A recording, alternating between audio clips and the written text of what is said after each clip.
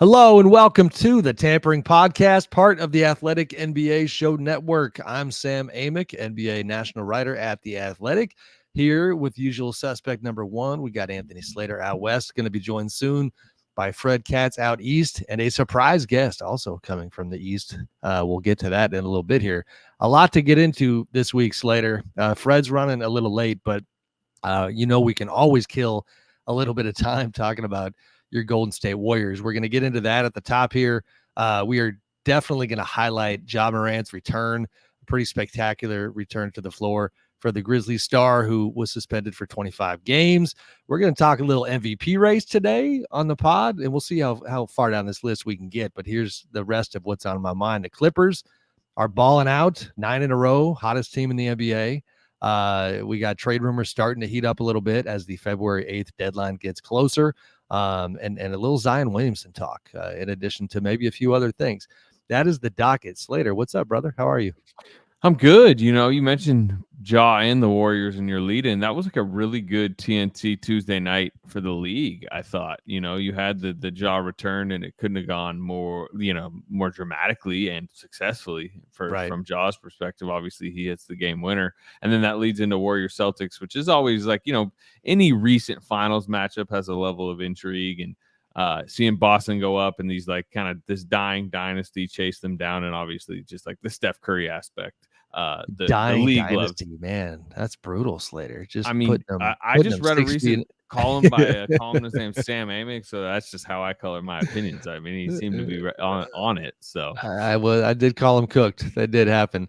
And then real quickly, Slater, for the visual aspect side of our audience, the YouTubers out there, I hope you enjoy the different background this week. Sam's coming at you. Yeah, I went third person. I did it. Sam's coming at you from my garage. I've been relocated. It's the holiday season. We got family in town that the office has become the local hotel room. So hope you don't mind the different digs in the background. Let's talk about your Warriors, Slater. We were joking off air with Dave DeFore about how just when you thought the dying dynasty was dead, they come back like a zombie style a little bit. That win over the Celtics was, if nothing else, a massive spirit lifter, 132-126 in overtime. Steph just going absolutely nuclear. No Porzingis in that game, which I'll highlight only because the next night he had his way with the Kings and routing Sacramento. Well, Boston's doing this thing on back-to-backs where like they rest Horford on one side and Porzingis on the other. So they just picked Horford for the first game and Porzingis for the second, which I thought was but still just a really strong win. I wasn't at that one. You obviously covered it, very well. Kind of in terms of substance level and meaningfulness in light of the Draymond Green drama and the mood around this team lately. How did you see it? Well, look, I mean, like Steph didn't reveal anything to us, right? We know he remains a top 5. You'd probably say player in the league. You can definitely top 10. He played with 5 fouls for the entire fourth quarter and overtime, 7 straight minutes, and didn't pick up his 6th. So 15 in that stretch. Obviously, I assume you saw that moonball 3 he had, which is yeah, that's like kind of his signature shot of the season. But again, like Steph Curry playing great is not a revelation. That isn't so. Oh wow, like what a turn for them. He's been great all season. He's got potential. Yes. Yeah. I hear you. What was, I don't know how revelatory you want to say, but like I mean, anybody who's been following the Warriors this season knows there's this awkward transition going on where for the first year the young guys are actually playing better than the veterans in a lot of ways. Like Andrew Wiggins has been benched for Brandon Pajemski, a rookie. Jonathan Kuminga is currently starting for Draymond Green, who's obviously away for an indefinite amount of time. And then the other night, Kevon Looney, I think, is minus 19 in his 14 minutes. He's been a little bit ineffective to open the season. And Steve Kerr finally goes to Trace Jackson Davis, this rookie center who has flashed, intrigue. If anybody remembers Dale Davis, I'm sure you do, Sam Amick. Oh, you wily veteran. You're muted, but I can already tell you're hurting that I I was muted because I'm old and I couldn't figure out. I'm not old. I did not cover Dale Davis. Gosh, but it is Dale Davis's son. Yes, and he was really good. And how did you watch it? I mean, he closed. I don't know. But wasn't it perfect that I was about to yell at you for calling me old and then I couldn't unmute myself? I know, and you couldn't even figure it out. But did you see his blocks? He had 2 blocks, one in overtime. He came over weak side and like stuffed Jaylen Brown on a dunk. That was like, you haven't seen a block like that from the Warriors since like the Andrew Bogut days, basically, or Draymond when he was in his prime still. So that it was just like that part of it was more interesting to monitor. Like, hey, like, what are they going to go to this rookie center a lot more often moving forward? Steve Kerr says yes, so we'll see. Okay. They got Wizards Blazers coming up Friday, Saturday at home. If you get those two, you go from 10-14 to 15-14 before the Christmas game in Denver, and so we'll keep checking their pulse.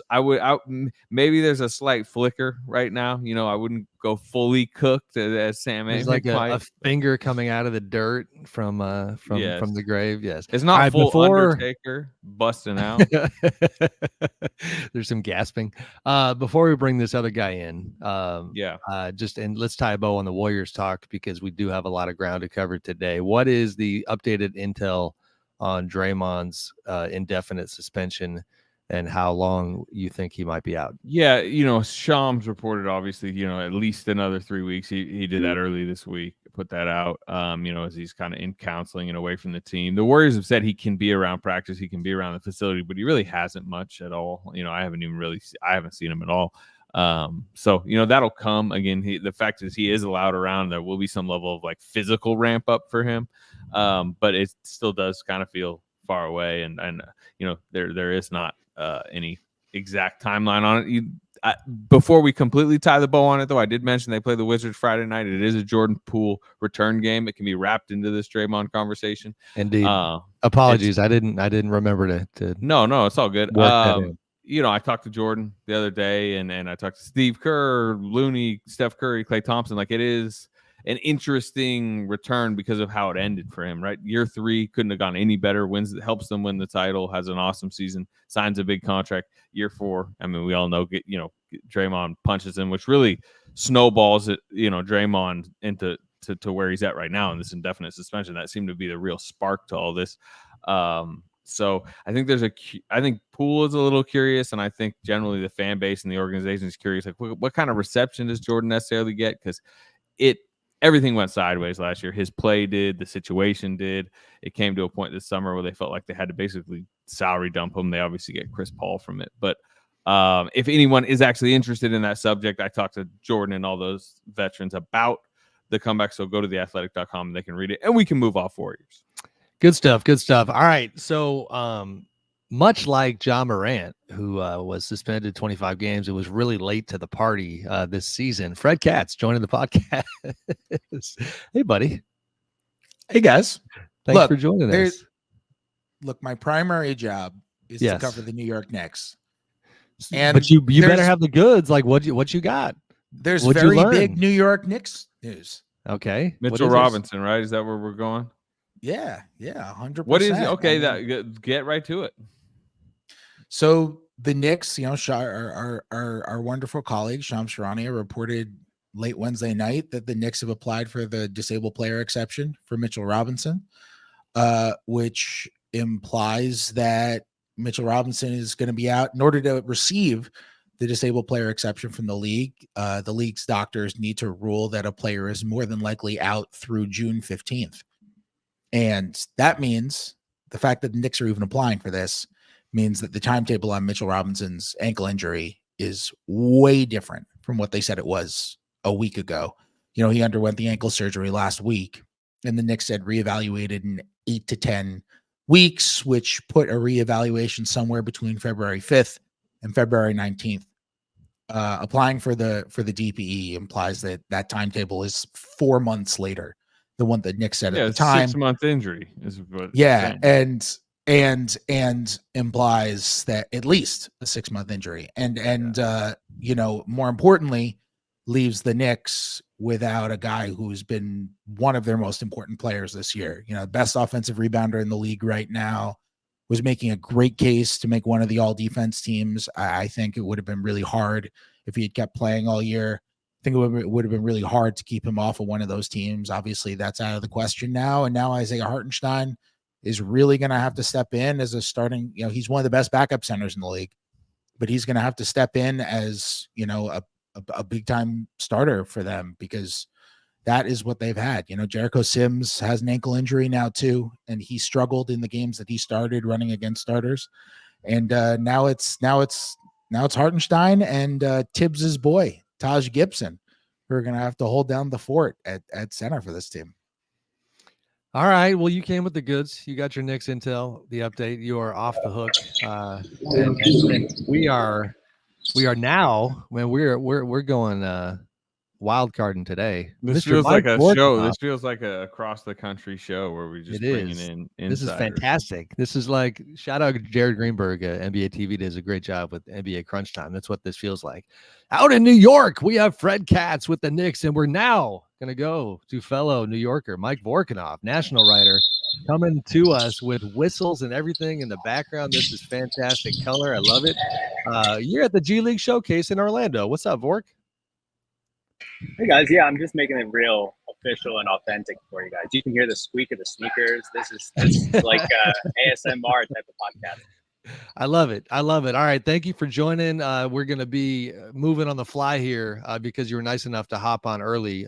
Vork, we said at the top that a little bit like last week, we got a lot of ground to cover with a lot of NBA topics this week and all of them worth getting to. So table, guys, the Ja Morant discussion. We'll get to that in a little bit here. I wanted to have Vork on beyond the obvious of always enjoying connecting with him because he put out a really good piece today on Zion Williamson, the Pelican star, and detailing his contract, which a lot of this stuff, I think people around the league, generally speaking, had an awareness about, but did not have all the specifics regarding the pretty extreme degree to which his contract was protected on the part of the Pelicans and non-guaranteed based on, different thresholds of weight and body fat percentage and games played that he had to hit. And so we thought we'd have Vork on this week to talk about his piece, which, he and I had talked about it in the past. Like, he's been working hard on this thing for quite some time, and it was revelatory and I think important for the Zion discussion.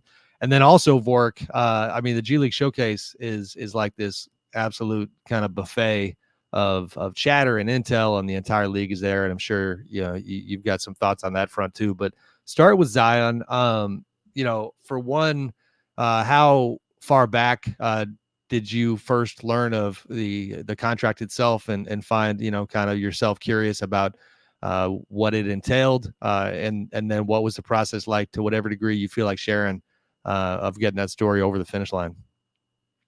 Yeah, this is something, as you know, I've been working on for a number of months. I heard about it last spring. The contract is extremely complex. It goes past, I think, beyond even the Joel Embiid protections the 76ers had. Jonathan Isaacs had kind of an interesting type of deal. Kevin Porter Jr. I think this goes beyond all that. And obviously, the Pelicans have not wanted to talk about it at all. We wrote that in the story. They rebuffed many, many efforts to try to even discuss this. Because their relationship with Zion obviously has been such to this degree to this point in his time in New Orleans. And so I think people around the league have known about it. Some people have known, like, the kind of the broad strokes of it, but it really does create this very interesting situation for New Orleans going forward, because they have him locked up for the next 5 years. But as of now, the next 3 years are non-guaranteed, and it's the safety net for them in case they have issues with his injuries going forward, like they've had in the past. Obviously, he's had conditioning problems, and if anything ever were to happen, they have a fail-safe here for a market that's never paid the luxury tax, and that they're always very careful about saying it's difficult to support a max-level contract. So now they have some protections for the next few years. Can you explain, like, what exactly the stipulations are, and the part that's interesting to me is, like, he can kind of earn the guarantees back, and just because I think it's clear they're not going to cut him tomorrow, even though it sounds like they technically can. But how does he get more security? The last 3 years are non-guaranteed because he missed more than 22 games last year, and he can re-guarantee them in waves, basically, I believe the year before each year. So like for the 24-25 season, he can, if he plays more than 41 games, more than 51 games, more than 61 games, and if he hits all his weigh-ins, he has 6 weigh-in checkpoints throughout the year, then he can guarantee 100% for the 25-26 season. And you do this, two more times, right, for each of the last 2 seasons there. And there's also trigger dates within the contract that will guarantee for the whole year. So if he's still on the team on January 7th, 2025, 100% guarantees his contract for the rest of that season. They have July 15th, 2025. If he's still on the team, 100% guarantees his contract for the 25-26 season. And we see that over and over again for the rest of the contract. So it's really meant to make sure that he stays in shape. He is able to play. He's doing all he can. And I think it's kind of this carrot and stick measure that the Pelicans built into his contract that I don't think we've seen before. To me, the most interesting part, honestly, was it kicked in before it kicked in. He missed those games last year. The contract extension hadn't even kicked in yet, and it had already affected what his contract looks like. You guys might know better, but I don't remember that ever happening on an NBA deal before, where it had clauses built in before the contract went into effect. No, I don't either. I wonder, Bork, especially because you're at the showcase, what is your sense when it comes to the way other teams see this particular information? Now, full disclosure, because I knew you were working on it, and you and I talked about this in the past, occasionally when I would run into front office folks, I would kind of read the room on this front and get different opinions about, all right, there's 2 conversations here. What does the contract look like? All the details and how interesting that is. And then there's the conversation of what material impact does this have on hypothetical potential negotiations if a team was trying to get Zion out of New Orleans? If you're a team pursuing, are you putting more on the table because you're more protected? Is it a non-game changer because you still plan on this guy being a huge part of your program? In terms of the way that it impacts negotiating potentially, how do you see that aspect? It's really interesting, right? Because any potential Zion trade would be super complex because you're going to have to pay some kind of combination of players and draft equity to get a player who's that good, right? You're not just going to get him for free. You're not going to get him for cheap. What it does is, if you have significant concerns about his injury history, there is a little bit of an off-ramp for you down the line, and maybe that smooths the way to a trade potentially. But it's hard to say for sure because I think every team kind of values Zion a little bit differently based on how they believe in his talent, what they believe in his ability to stay on the court. The contract obviously makes things a little easier for them because that you won't be saddled with a max deal that could be really cumbersome for the last 2 years. But I think just even approximating what he would be worth in a trade is really hard, and that differs from team to team based on the conversations that I've had.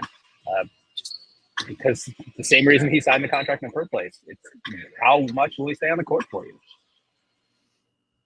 Within that, and I guess not within that, but broaden the scope a little bit and give us a little color from Orlando, man. I'm kind of jealous because the league moved G League Showcase to Orlando, which is tougher for a West Coaster like me to get to. It's one of my favorite events. I'm going to have to truck out there next year, I think. But it is to let the listeners know if they're not aware.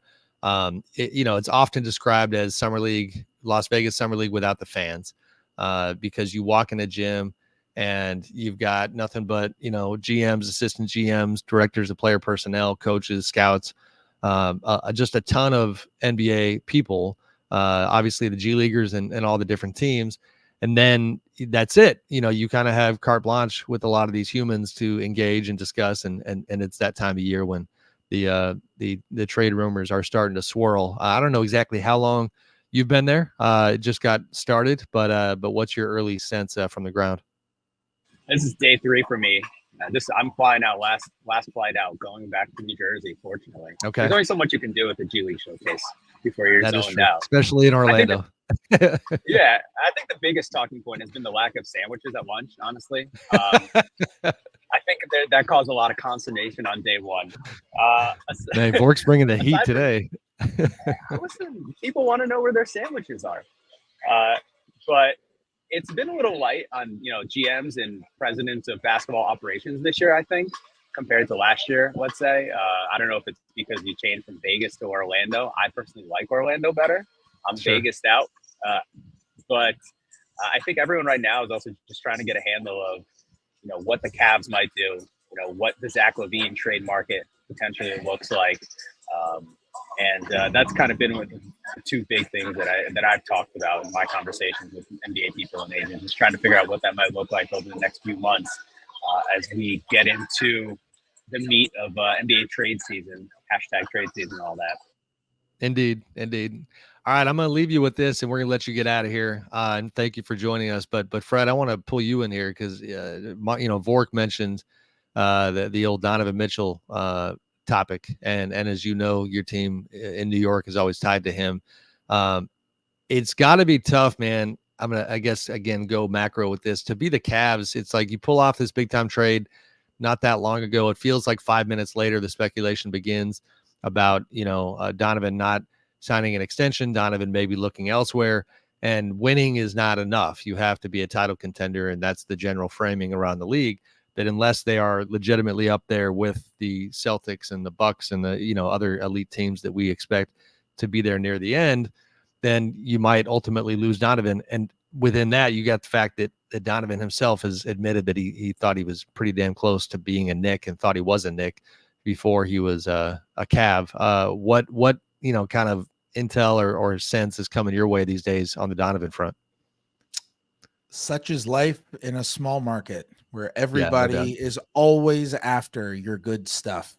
Remember when Shai Gilgeous-Alexander was gettable, even when he was absolutely not. I remember when gettable. Sam Amick was rattling the cages. I know Fred has no idea. He's just breaking a scab off here. You're gonna have Thunder PR hitting me. We put this behind us, Fred. This is a sore subject. Well, then I'm just gonna talk about it more. No, if Donovan Mitchell became available, I'm sure that's something the Knicks would explore, just like they did very, very aggressively when Utah traded him a couple of years ago. But a couple things. First off, I would be floored if he got traded midseason. I just don't think there's any way that a Donovan Mitchell trade happens midseason. Maybe next summer, depending on what happens with the Cavs and depending on what happens with Mitchell. They're 16-12 right now. I think they're 6th in the East. They have long-term injuries right now. Garland is out and Mobley is out, and that really hurts them. Allen has missed some time, but they're kind of treading water. And those guys, if they come back in time, will come back with enough time left for them to kind of regather things and maybe be able to make a playoff run. That team last year finished with the second best net rating in the East. And their analytical profile was was one of kind of a dark horse. Like, okay, could the Cavs make it to the conference finals? And they got wrecked in the first round by the Knicks. They just got physically outdid. And JB Bickerstaff, I think, really got manhandled by Tom Thibodeau during that series as well. And I wonder if they do have that next level. I think the Niang signing is working out okay. The Strus signing is working out great. He's been really, really good for them. I still think they're maybe going to be able to hit that other level, and then we'll see what happens. The thing that's changed on the Knicks side from 2 years ago is that we didn't know what Jalen Brunson was then. Like, even the greatest Jalen Brunson optimist, the Knicks had just signed Brunson away from Dallas that summer when they were chasing after Donovan Mitchell.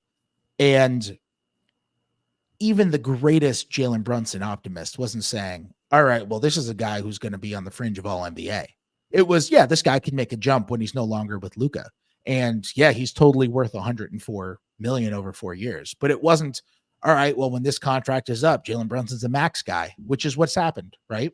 I mean, we're talking about a guy who's shooting 46% from 3 on 7 attempts a game. He's averaging 26 and 5. Like, he is putting up incredible numbers. And the question is, when you have a guy who is certainly an all-star and fringe all-NBA, has an argument to get there this year, who's a small guard, do you want to trade a ton of your resources to bring in another small guard and have the top of your defense be Brunson and Donovan Mitchell, which could be tough for them to compete with? It's something the Knicks are going to have to answer. And in some ways, Jalen Brunson being so good should change the calculus for Mitchell. And it should change the calculus for what kind of player that you want to bring in, because, man, if you have Brunson and you have another guy who's a better player than him and complements him well, and you can hold on to Julius Randle, who's been playing great ball for a month, like, you're talking about, they're already a good team, but you're talking about now a really good team that has a chance to really make some noise. And I wonder how the Knicks' thoughts on Mitchell, and I don't know the answer, have changed as Brunson has just Sure. taken leap after leap after leap into being a legitimate all-star. Yeah, And I will say go he's ahead, Bill. probably a better fit in Brooklyn too. If you're talking about teams in New York, he might be a better fit in Brooklyn than he would be with the Knicks for all the reasons that Fred laid out. I agree. Well, I'll tell you what's so interesting about Brooklyn's situation. And I was just talking about this with someone with the Nets, is that the Nets have put themselves in a position to where the Knicks' high-end talent is better than the Nets' high-end talent. Like the Nets don't have Julius Randle and they don't have Jalen Brunson. However, what the Nets I'd take have Mikal Bridges over Julius Randle personally. That's fair. I would That's too. fair. Yes. That's fair. But what the Nets do have is they have a bunch of guys who will fit around any type of superstar. They're not precluded from not going after a small guard because it adds a redundancy, or not going after a center because it adds a redundancy. They could go after a center superstar, a wing superstar, a point guard superstar, a big guard superstar, and they would find a way to make it work because they just have like long, good defenders who can shoot threes, and they have good athleticism, and they'll just find a way to be able to make that work. They're not as precluded as the next. I have a question for you trio of Intel fueled humans. Do we know if Donovan Mitchell thinks about the Nets like he thinks about the Knicks? He was clearly trying to direct himself to the Knicks because it's New York, and I know he's from there, so sure, like Brooklyn's right there too. So is it just hey, I want to be home, and it doesn't matter which of the two teams I play for? Or was it a Knicks thing because of the brand of the Knicks? I can't read Donovan Mitchell's mind today. I can say that at the time, it was a Knicks thing. And the Nets were obviously in a different spot too. Well, so and you maybe had the it's changed. CAA connection, obviously. Mhm. That was the perceived driving force is, the relationship with Leon Rose previously, and the fact that Donovan was coming from that camp. Yeah, for sure. And Donovan grew up a Knicks fan. Yeah. I'd only want to. At this point, I'd only want to. No, it's worth checking. Like, he wants to extend, really, right? For sure. Well- It worked. It worked in trying to get KD and Kyrie. All And the to that Nets have to do point, is bring back DeAndre Jordan, and you'll get the all Nets your are guys. in a good spot. And I didn't plan on talking Nets today, but when they played the Warriors the other day, I did get a chance to catch up with Sean Marks a bit, and it was all just kind of safe stuff to share. But they're just feeling pretty good about the fact that after going through the type of drama that they went through, it's pretty unique to come out on the other end not decimated from a roster building standpoint. That type of plan gone wrong, the whole Kyrie Irving, James Harden, Kevin Durant plan that just we'll never know what it could have been. They have turned and pivoted pretty quickly into a not terrible place. And to your point, Slater, if you're Donovan, I think if it wasn't working for you in Cleveland, I think the Nets are worth looking at.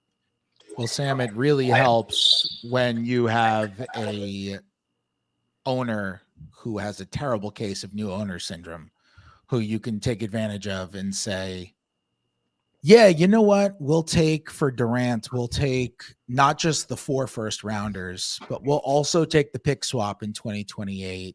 And then we're also going to have to take Crowder, who we can pawn off for a couple second round picks. And then we're also going to have to take Bridges and Cam Johnson. You know what was so jarring about that trade? Normally when a trade like that happens, where a team is just giving up everything, the team that is trading for the star at least gets one little tiny concession, which is like the pick in that final year, that 2029 pick in this case, is like top 1 protected, right? And then it's just expunged if it's top 1, if it's number 1, or it's top 3. Like that's what happened in the Gobert trade.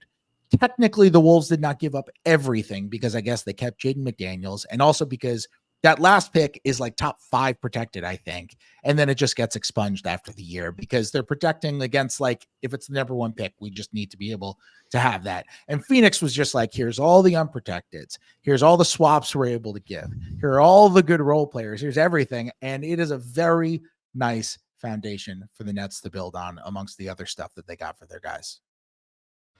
And the timing matters a little bit too. Like this trade deadline, as opposed to next summer when we have the more stringent parts of the new CBA kick in.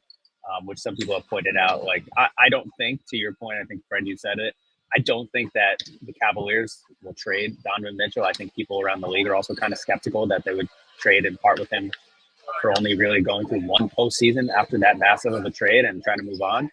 But the timing does matter because starting July 1, all these new Byzantine second apron punishments come in, increased first apron restrictions come in. And so that makes a trade of this kind even more difficult to pull off. So that is also something to monitor. I don't know. You have some people who think there will be some de-escalation around the league starting July 1 from the teams that are above the second apron or approaching it. Some people think that they're going to continue to go for it. So I don't know. We'll see that all play out. That's so true. Can I add one more thing also? Everyone talks about the second apron with the new CBA and how it's going to add these restrictions and all that kind of stuff. But there is a first apron restriction that's being added on that is going to change roster building so much. And it's that starting July 1st, if you make a trade where you take in more money than you give out, you're hard capped at the first apron. And it means that essentially tons of teams are going to end up being hard capped. And if you're a team that really wants to compete and you want to be maybe above that first apron, but not the second, like you can't make trades where you bring in more money than you give out.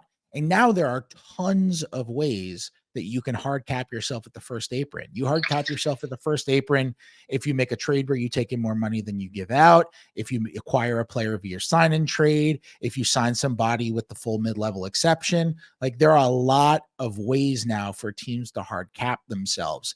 And the reason I bring that up is because let's say a team like the Knicks, which is treading right up against the luxury tax and is actually hard capped this season. Let's say a team like the Knicks wants to make a move for a big star, like they might have to try to maneuver trades to where maybe they're giving a little bit more money than they're taking in to maybe try to avoid a hard cap at the first apron.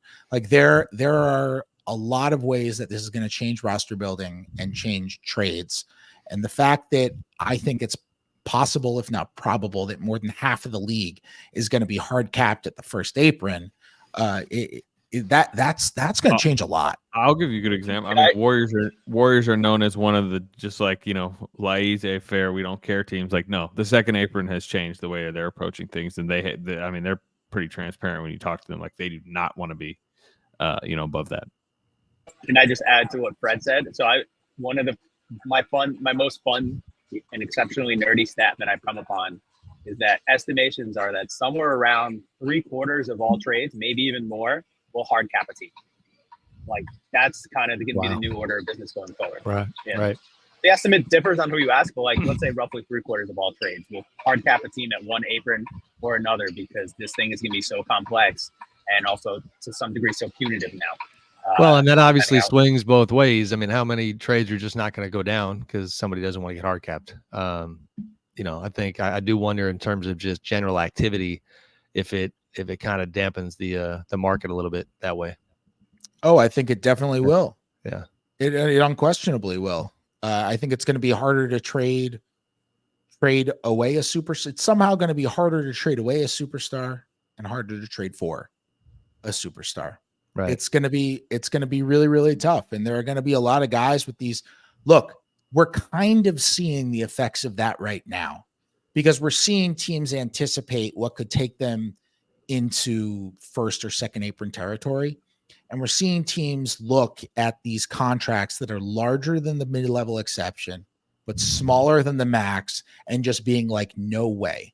It's not a coincidence that leading into the season this year, there were 15 extensions off of rookie scale contracts. That is the most ever in the history of the league. And the reason why that happened is because all these agents looked at this new CBA whose full restrictions are kicking in on July 1st when those guys would have become free agents who extended.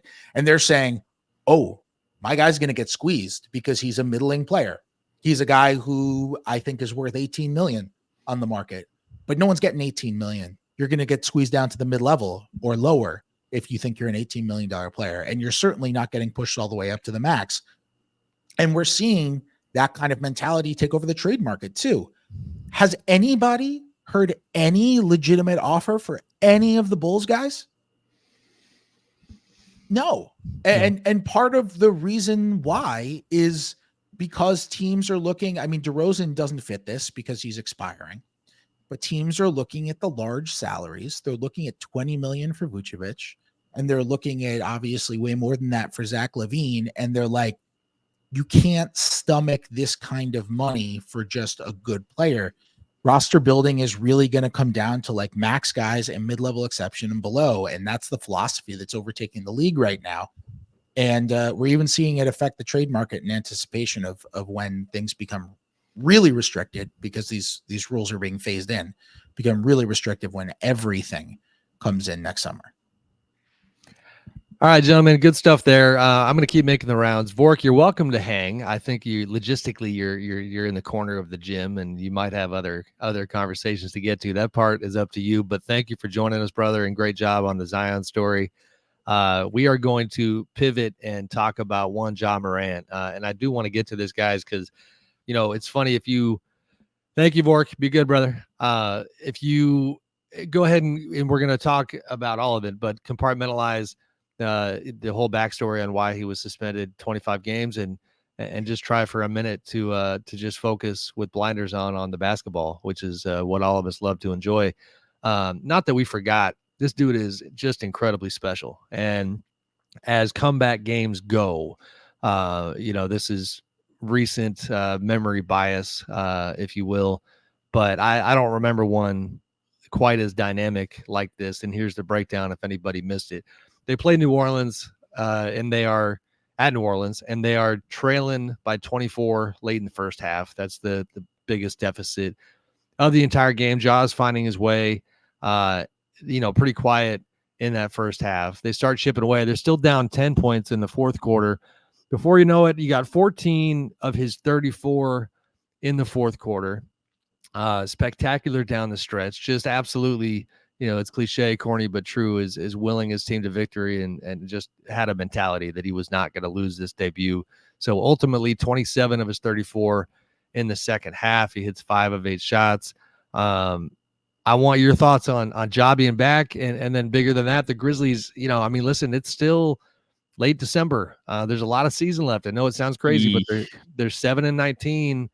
They're 6.5 back of Phoenix and Houston for the last play-in spot. And so, we can hype up this one return game all we want. The more important question is, is there time for Memphis to be relevant again?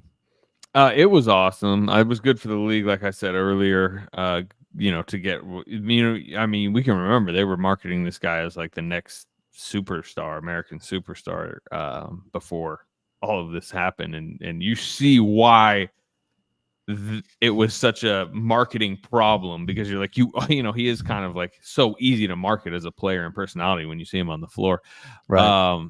He was like going at Herb Jones, who's like a great defender, and he's just like zipping by spin move in the paint late.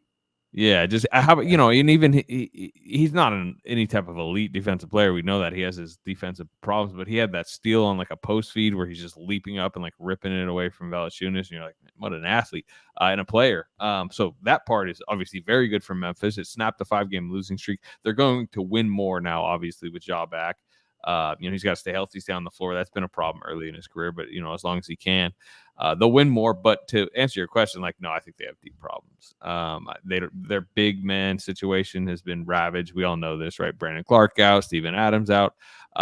Their draft picks have not replenished their rotation. LaRavia, David Roddy, Zaire Williams, those guys have not become the next wave of DeAnthony Melton, who's gone, Dylan Brooks, who is gone, Kyle Anderson, who is gone. So I think they have roster problems that are much deeper in Ja. And I think we knew that. We're going to have fun watching them more often. And like I said, they're going to win a little bit more, but I do not like where they're going this season. Cats, what say you? 7-19 is really hard to come back from. It's really hard to come back from.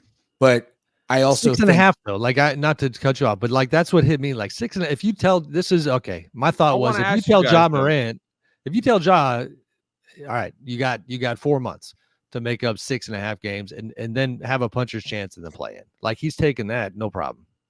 Let's say the season started tomorrow. How good do you guys think this Memphis team would be? Like, what type of pace team are they a 48 win team, a 50? Are because they're gonna have to win at like a 50+ win pace, and I just don't think they have that type of team.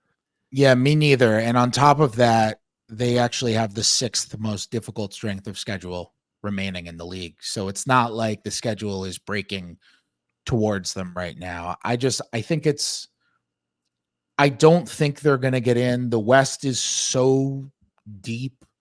It's 6.5, but like, do we think the Warriors are just going to win 38 games? Do we think Phoenix is going to be at a 14-13 level the whole year? Like, we assume a lot of these teams that like the Lakers are going to play better basketball. Like, I mean, the only team, Houston is playing well. They're playing good defense and they're really good at home. It's like somebody could fall off and Memphis could sneak in as a 10, but even if they sneak in as a 10, you got to win a couple of road games against the West. It's really deep against some good teams. Right. Slater's right. I haven't done the math on it, but they have to definitely play at a 50 win pace in order to just get into that 10 hole. It's tough. I'm with you. I think I'm with you. I think they probably ultimately don't do it. I think the NBA is probably happy that guess what? The question itself means that folks are going to pay attention for most of the season to the Grizzlies. It's another team that is worth watching. Sam, what you're saying is like it's going to at least be fun to see Ja try. I give him credit for the energy, like to come back, and he's obviously motivated. I hope that obviously he keeps focused on the game and we have zero headlines of any other type, and that he's not derailed. I hope that he goes down and has, one of the best, kind of shortened seasons in the history of the league and reasserts himself as one of the game's best players, even though he's out of contention for individual awards, things of that nature. But yeah, it just reminded me that he's just so much fun to watch. All right, I'm going to keep it moving too, because I got two more things, guys, that I want you to weigh in on. Can I add one thing? Can I add one thing, Sam? Yep. So let's assume that the 10th spot in the West is 41 wins. Because I don't know, why not? The 10th spot right now is Phoenix. They're 14-13. Let's assume you need 41 wins to get to 10th. That would mean the Grizzlies would have to play at exactly a 50-win pace for the rest of the year in order to get to 41. I guess it's more. It was 42. Yeah, I was looking at 42 last year. Yeah, I guess it's more doable than I'm saying. I mean, Desmond Bane is definitely better than he was before. I think this time where he's had to carry such a huge offensive load is probably going to be fantastic for his development. The way that he is able to score from every and all angles, so the fact that it's the number one option, just an insane pull-up shooter is amazing. But yeah, they're shallower. They'd have to stay healthy. Jaren Jackson Jr. has to, play enough minutes. I mean, the biggest problem I think is a couple of years ago when we were sending the illustrious Fred Katz out to like cover the Grizzlies in the playoffs, it was viewed like they were the it team in the West, the rising team in the West, right? The 2 seed, the next potential, champion. And even if Ja muscles them into the 9-10 play-in, like that roster doesn't exist right now, and they still have the star pieces to maybe rebuild it back together. But I think we can all agree, like this isn't like this rising, contender right now. I mean, they faded, and they need to figure that out, I think. No, I agree. Again, I know I'm just kind of honing in on the one guy. I'm excited to see him play ball again. So I'm glad he's back and hope it continues to go well. Can we talk MVP real quick, guys? We have waited a very long time this season. I know we could do a whole pot on MVP. We're going to talk about it later. Amick wanted to talk MVP after like the first week, 2 games. Hey man, I showed so much restraint on here. I'm like Mr. Early MVP. The in-season tournament, honestly. You were Tim Bontemps, who loves the MVP. That's fine. I don't mind giving Tim and the rival ESPNer a little love on here because he does do the annual anonymous poll on MVP. That is what prompted me to ask this question. I did take part. You guys might have probably did too. Oh, I did. You know, Yeah. that text message is coming in. We all know. Oh, you love that copy and paste text message, don't you? Hey, you know, it comes with a more personalized follow-up. Just kidding. What people on the outside don't know is that every time you get the straw poll text from Bontemps, you send in your answer, and then it's responded with how you been doing otherwise. Right. Everyone gets. Well, I don't mind. I'm gonna put my stuff in the streets. I forget. I don't think I've shared this on the pod. I think last year I chose not to do it because I was being weird competitive guy, and then I was like, Tim's just trying to do his job. So I'm back to helping again. But I boycotted for a year. Sam, if you boycott, he will find another media member out there willing to give 5. Yeah, indeed. I'm replaceable. It's fine. But again, we can keep it brief, but like, let's call this an MVP primer discussion for something that will be part of the discussion for the rest of the season. We are deep into the year at this point. This is pretty, pretty decent sample size of the action. And so for anybody who did not see it, here are the straw poll 1.0 results from ESPN. They had Joel Embiid, and this is the real headline of the takeaway, is just, a very significant lead, not only heading the pack with 848 points total, 99 total votes, 63 first place votes. Second place is Mr. Nikola Jokic with 21 first place votes and a total of 630 points. So more than 200 behind. Neither of them Embiid. were my first place vote. Look at you. You picking Pajemski? Is that what you're doing? Pajemski. Wow. No, he was like I think 5th on my ballot. No. Who'd you have, Slater? Luka. Yeah, I did. We'll get to that in a second because I was a little surprised by the Luka breakdown. But here's the full rundown. We go Joel Embiid, Jokic, Giannis coming in third, nearly 300 points behind Jokic. So big gaps between 1, 2, and 3. Shai Gilgeous-Alexander fourth, pretty tight between Giannis and Shai, if I'm looking at it correctly. Yes, and then also pretty tight with Luka coming in 5th at 306. Then you got a major drop off. Jason Tatum, Tyrese Halliburton. I'm not going to go through the whole list. I will finish with shout out to whoever gave Rudy Gobert a 5th place vote. He got 1 point. He is playing very well. I don't know about MVP vote here, but that's okay. Somebody in Minnesota is feeling it. Shout out. I was going to say shout out John Hollinger. Who's John looking Hollinger. Who's looking at the analytics? I thought you were going to say John Krasinski. Yeah, or Kevin Pelton, who are like looking at the analytics on what Gobert has done for that defense, and are like, hey, that's a whole. I mean, Gobert's having a renaissance reputation wise, and Draymond helped. He became a sympathetic character, getting dragged all over the floor. But that's not what we're talking about. MVP. Just thoughts on the way that looked at, because it really does actually portend most of the time what is to come when it comes to the actual MVP race. Yeah, so I'll be honest. I participated in the poll, and I was one of the 3 first place Giannis voters. And the number one reason that I put Giannis number 1 is, sorry, Tim, I don't really put that much effort into it. I just kind of text. Man, what a strong take. Well, thanks, Fred. I just kind of text him a devaluing this whole segment. And after I sent it to him, I thought, I should have put Embiid, but whatever. I do like the Giannis argument because a lot of stuff has gone wrong there this year. A lot of stuff has gone wrong there this year. Some of it's his fault. Some. He might want to play a little more pick and roll with that new point guard they got. Yes, for real. But really, I'm talking more about defensively and in transition. And meanwhile, he's having the most efficient scoring season of his career and still averaging 30. They are in shambles from a defensive standpoint, from a defensive transition standpoint. And he is like holding that team up in their 20-7 or whatever they are. And I'm making the argument because I sent it in without thinking about it. But my goodness. Okay. I really do think I don't want to hear. I really do think it's. Here's my argument. I'm making arguments for everyone. I know.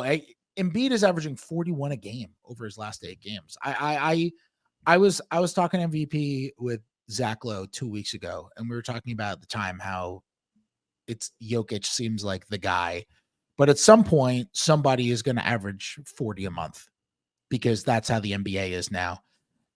And Embiid is averaging 40 a game his last 8 games. He's just 35-1 for the year. 35-1, 11.8 rebounds, 5.9 assists. He's finding people too. Yeah, those are monster numbers. Well, he's been better this year than he was last year. Almost 2 blocks. Yeah, I think he's been agree. better. I agree. Defensively, he's been way better. Defensively, he's been just at his peak the entire season. I think he should be on Defensive Player of the Year ballots if those were coming around right now. And offensively, he is, I mean, the scoring is unbelievable, but he is a better passer than he's ever been. His 2-man game with Tyrese Maxey is so different from what his 2-man game with James Harden was, where with Harden, it was like Harden's going to run pick and rolls and they're just going to run kind of a general pick and roll game, and Harden can pocket pass it to Embiid when he's rolling, and maybe Embiid will pop and get a 3 or an open mid-range or something like that. Whereas with Maxey, they have all these different variations of dribble handoffs, and there's more activity and there's more movement, and Embiid is making those between the legs dribble handoff bounces. And it's like they have a totally different dynamic, and it is working so well. Embiid has been, it's insane. He's just eating teams alive. He's done. I feel this is a weird take, but I voted Giannis last year. If the season ended today, I feel much better about Embiid being MVP this season than I did last year. He was great last year, but this is, to me, right now, it is a no-brainer, and the results no-brainer, you said. I know, and now I'm throwing shade at Luka. Before we hold on, Kawhi Leonard during this 9-game winning streak. We're getting to that. We're getting to Clippers. I don't worry. have much time. I can actually. Well, then you got to tell us baby that. Crying upstairs. So here you go. Well, there's 2 babies crying. Settle down. Just kidding. Ooh, that was actually pretty good, Sam. That's rare from you. Wow. Yeah. Backhanded compliment. All right, but before I get to your no-brainer, because apparently you didn't have any brains on this one. Hey, we're hot today. I think that Embiid's the guy, and my vote that is open for scrutiny is Embiid, Luka, Jokic, Giannis, SGA. That was my 5. Slater, how did you land on Luka, who did not get enough love in this poll? When I believe when I did it, they were like the 3 or the 4 seed in the West. Now they just got popped by the Clippers and Kawhi Leonard, who I think should make some ballots at this point, early ballots, because the Clippers have won 9 in a row. They just beat them in Dallas. But, Luka's averaging I think 32, 33 a game on obviously great efficiency. He's running the show. And the big thing to me is I didn't think that Dallas team was that good coming into the season. I think he's talk about carrying a team. I think in a lot of ways he is. Kyrie has not been very healthy. So, I think he's got a. All right. I mean, you put him number 2. So, no, I like the Luka pick, and winning without Kyrie and doing good things. SGA, you mentioned SGA. He's got a real case too. I mean, a lot of guys do. It's so early. And he's a 2-way player, which matters to me. All right, let's finish on Clippers so we can get back to babies. Clippers 9 in a row, guys. I'm gonna just cut to the chase.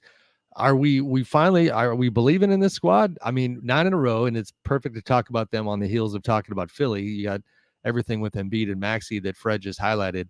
James Harden during this 9-game winning streak, 19.8 points, 9.9 assists, 5 rebounds, 2.4 turnovers, and a total of a plus 129 mark that is second on the team during that span to Norm Powell, 33.8 minutes per game for James.